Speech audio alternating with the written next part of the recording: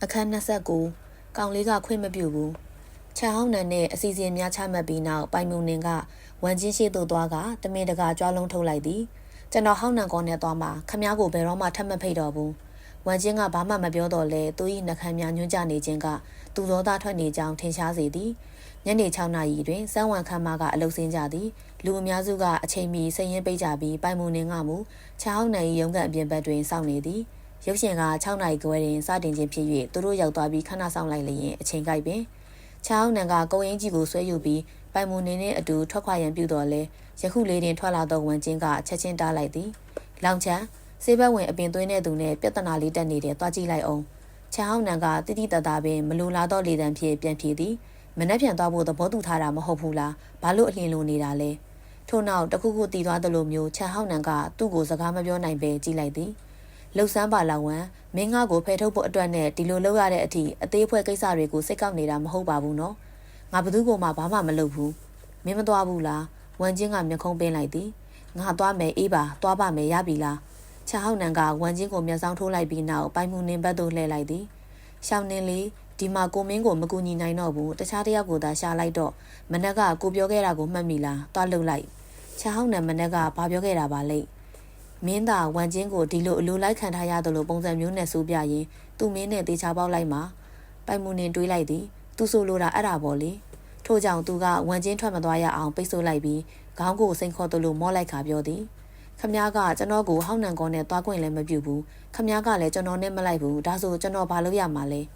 ဲရုပ်ရှင်ကစတော့မယ်တခြားတယောက်ကိုရှာဖို့အချိန်တောင်မရှိတော့ဘူးလမ်းပေါ်ကတစင်းကိုဆွဲခေါ်သွားလို့လည်းမရဘူးလေဒီညကိုလှုပ်เสียရှိတယ်တခြားနေ့မှမင်းနဲ့လိုက်ခဲ့မယ်အခုတော့ចောင်းကိုပြန်တော့ဝမ်ချင်းကသူ့ကိုချောမော့နေတယ်လို့စိတ်ရှိစွာပြောလာသည်ပိုင်မူနင်ကဝမ်ချင်းကိုပုံမတွေ့ကပ်ပြီးဒရမာခင်းကစိတ်အနှောက်အယှက်ပေးသင့်သည်ဟုခန်းစားလိုက်ရသည်နောက်ဆုံးတွင်ဝမ်ချင်းကသူ့အားချောမော့နေရာအတိတ်ပဲမှာသူကအရေးပါနေစေပင်ဒါပေမဲ့ဒီရုပ်ရှင်လက်မှတ်တွေကဒီနေ့အတွက်လေကျွန်တော်မသွားရင်အလကားဖြစ်သွားလိမ့်မယ်လို့ပိုင်မူနင်တကယ်လိုချင်သည်ကဝမ်ချင်းကိုသူ့ချစ်သူနှင့်မတွေ့စေချင်၍ပဲဘာလို့သူ့ကိုထပ်တွေ့ချင်နေရတာလဲခမားတို့ရဲ့ဆက်ဆံရေးကအကျင့်ပြတ်နေတာလို့ဒါကအဆုံးသတ်သင့်ပြီးဆက်ပြီးတော့မဖြစ်သင့်တော့ဘူး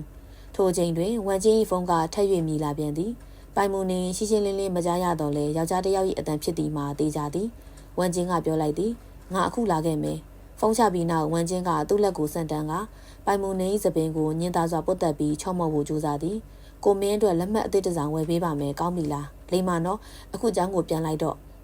့ဝမ်ချင်း၏နူးညံ့သောအမူအရာကပိုင်မူနင်အားသူ၏ဟန်ဆောင်မှုတဲ့သို့ပုံမနင်းဝင်စေသည်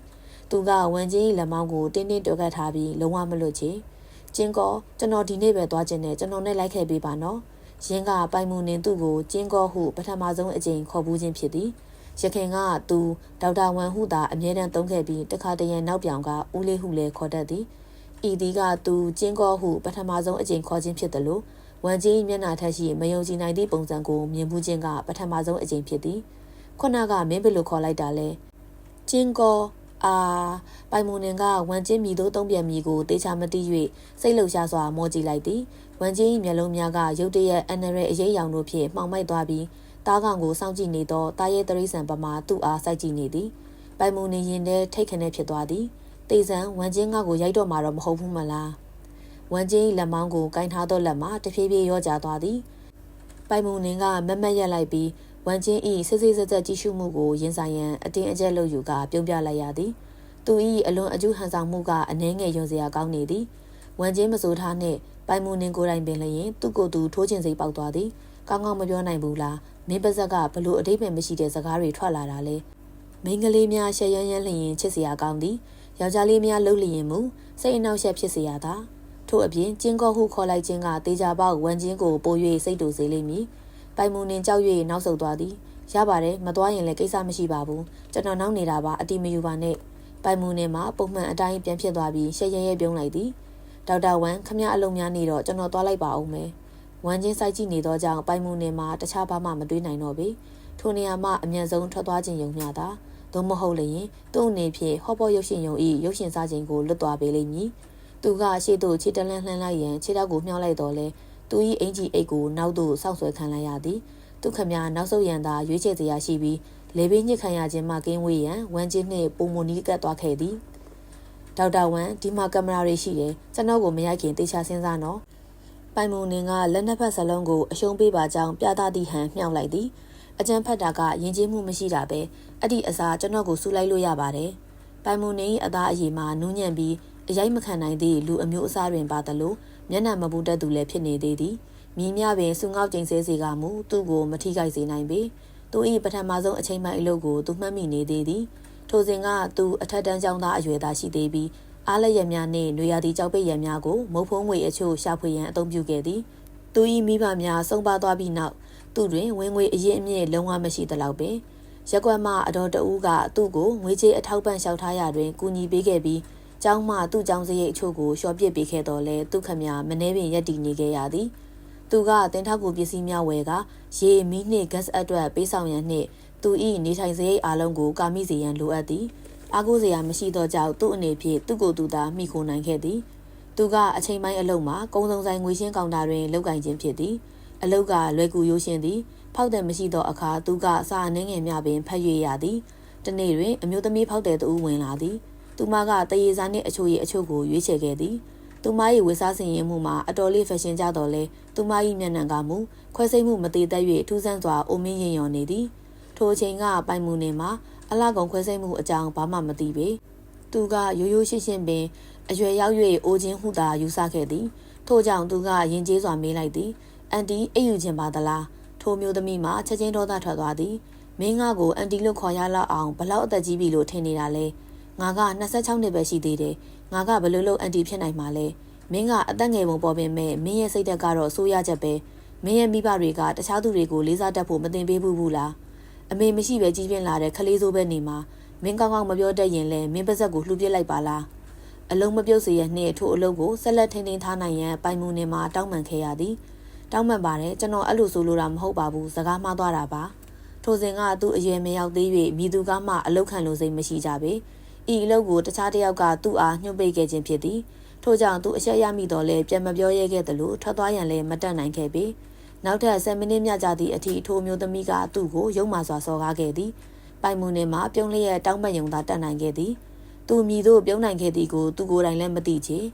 သူတွေးခဲ့သည်ကသူငါ့ကိုချိန်ဆရင်ရောဘာဖြစ်လဲအသားမနာဘူးအရေးကြီးတာကဒီအလုပ်ကိုမဆုံးရှုံးဖို့ပဲဟူ၍ပင်သူအသက်ကြီးလာမှသာထိုအချိန်ကသူရဲကိုခေါ်ခဲ့တင်ကြောင်းသဘောပေါက်သွားခဲ့ရသည်လုံခြုံရေးကင်မရာများကအရာအလုံးကိုရိုက်ယူထားသည်သူ့အနေဖြင့်ရော်ကြီးပင်ရနိုင်သေးသည်သို့သောထိုစဉ်အချိန်ကသူကအသက်ငယ်သေးသည်ဘာမှနားမလဲခဲ့ပေသူ့အတွက်ရက်တီပေးမြေလူကြီးများကလည်းပတ်ဝန်းကျင်တွင်မရှိခဲ့ကြထို့ကြောင့်လူများကသူ့ကိုအနိုင်ကျင့်ပြီးသည်နှင့်အလွယ်တကူအလွတ်မြောက်သွားကြသည်အတိတ်ကိုပြန်တွေးမိလျင်ပိုင်မူနေ၏ရင်ထဲတွင်ချင်းစူးသည့်နာကျင်မှုကိုခံစားလာရသည်ဒါပေါ့ကိစ္စတွေကိုအေးအေးဆေးဆေးဖြေရှင်းနိုင်ရင်တော့ပိုကောင်းတာပေါ့ဝမ်ချင်းကမယုံနိုင်သလိုရီမောလိုက်သည်သူကပိုင်မူနေကိုဆွဲခေါ်ပြီးပြောလိုက်သည်ကိုကဘာလို့မင်းကိုရိုက်နှက်ဆူငေါက်ရမှာလဲမင်းမျက်စိထဲမှာကိုကအကြမ်းဖက်တတ်တဲ့အယူလားဘလို့လို့ဖြစ်နိုင်မှာလဲပိုင်မူနေကချက်ချင်းပင်ချီကျူးစကားများစတင်ပြောတော့သည်ဒေါက်တာဝမ်ကချောတယ်စိတ်ထားကောင်းတယ်စိတ်ခံစားမှုဉာဏ်ရည်ကလည်းမြင့်တယ်ဘလို့လို့အကြမ်းဖက်တဲ့စိတ်ရှိမှလဲကျွန်တော်ကစိတ်ပေါ်ပါသွားအောင်နောက်လိုက်တာပါခမည်းခုနကရဲတောင်ရဲလိုက်သေးတာပဲအဲ့ဒါကကျွန်တော်ရဲ့ဟာတာကတော်တော်ကောင်းတယ်ဆိုတဲ့အဓိပ္ပာယ်ပဲမလားဒါပေါ့ခမည်းမကြိုက်ရင်ကျွန်တော်ဒီစကားကိုထပ်မပြောတော့ပါဘူးကျွန်တော်ကြိမ်နေပိုင်မူနင်ကစိတ်အားထန်ထန်စွာဂတိပေးလိုက်ပြီးချိန်ဆိုရန်လက်မြောက်လိုက်သောအခါလက်ချောင်းတစ်ချောင်းပို့ထုတ်လိုက်သည်သူဤဆဆနန်းနောက်ဖြင့်ချစ်စရာကောင်းသောအမူအရာကမြည်သူကိုမဆိုအသေးရလာအောင်လုပ်နိုင်သည်ဝမ်ကျင်းကအကြည့်ကိုလှည့်လိုက်ပြီးတစ်ချိန်တည်းမှာပင်ပိုင်မူနင်ကိုလွှတ်ပေးလိုက်သည်ဒီမှာစောင့်နေပိုင်မူနင်မလုံးမရက်ဖြစ်သွားသည်ဝမ်ကျင်းဆိုလိုရင်းကိုသူလုံးဝမသိတော့ပေငါ့ကိုစောင့်ခိုင်းနေတာလားဘလောက်ကြာကြာစောင့်ရမှာလဲရုပ်ရှင်ကငါတို့ကိုစောင့်မှာမဟုတ်ဘူးလေရုပ်ရှင်ကတော့တိတ်အေးမကြီးပင်မဲ့နှစ်ယောက်စာဟော့ပေါ့အလကားဖြစ်သွားရတာကတော့စိတ်မကောင်းစရာပဲကျွန်တော်ပိုင်မူနင်ကသူမြင်မြကြာကြာစောင့်ရမလဲဟုမေးကျင်တော့လဲအချိန်ကကုန်နေပြီသူစိုးရိမ်ပူပန်လာချိန်တွင်ဝမ်ကျင်းကတဖြည်းဖြည်းချင်းဖုန်းခေါ်နေသည်ပိုင်မူနင်ကောင်းတဲ့မင်းကွန်းတံပေါ်လာသည်ငါတကယ်ကြီးချိန်ဆမိတော့မယ်လို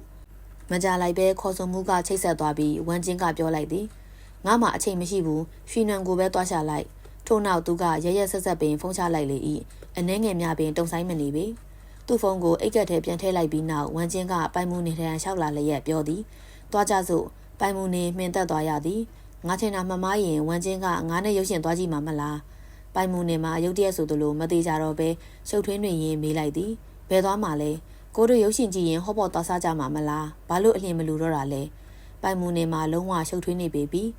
ဝမ်ကျင်းကသူ့အတွက်နဲ့သူ့ချစ်သူကိုမျက်နှာလွှဲခဲ့ပြစ်လုံးမည်ဟုမမျှော်လင့်ထားခဲ့ပေဆိုလိုတာကငါကသူ့ချစ်သူထက်ပိုရေးကြီးတာပေါ့နော်ဘလောက်တောင်ကျင်းနေစရာကောင်းတဲ့ surprise လဲလူအများပြောလေးရှိသည်ကကောလိပ်ကျောင်းသားများမှာချိုးသားသည်ဟူ၍ပင်ရင်းကအမှန်ဖြစ်ပြီးသူတို့မလိန်ခဲ့ပေအမြန်လိုတာလားအာဟုတ်တယ်ကျွန်တော်အလင်းလိုတာပေါ့ပိုင်မူနေမှာယုံလေးတစ်ဖွဲစိတ်လှုပ်ရှားနေပြီးဝမ်ကျင်းကိုဆွဲခေါ်သွားသည်ခဏကြာအောင်အမြန်လျှောက်ပြီးနောက်ပိုင်မူနေအနှင်းငယ်များအသက်ရှူမဝဖြစ်လာသည်ထို့ကြောင့်သူကအချိန်လျှော့လိုက်ပြီးဝမ်ကျင်းကိုလှုပ်ပေးလိုက်သည်ပိုင်မူနေနှင့်ဝမ်ကျင်းလမ်းဘေး၌ဘေးချင်းရှင်လျက်လျှောက်လာကြသည်ထိုအချိန်မှာပင်ပိုင်မူနေကသူ့အနေဖြင့်လက်ဖက်စိမ်းပုံစံဟန်ဆောင်တင်နေဟုခံစားလိုက်ရသည်ဝမ်ကျင်းနှင့်သူ၏ချစ်သူကြကိုတက်ရှူရန်လှည့်ဖျားသည့်စကားချွတ်ချွတ်အနှင်းငယ်များပြောတင်သည်ဒေါက်တာဝမ်မသွားလဲအဆင်ပြေပါတယ်နော်သူစိတ်ဆိုးသွားရင်ဘယ်လိုလုပ်မလဲကျွန်တော်ကြောင့်ခမရတို့နှစ်ယောက်ဆက်ဆံရေးပြတ်သွားရင်ကျွန်တော်အပြစ်ရှိသလိုခံစားနေရမှာ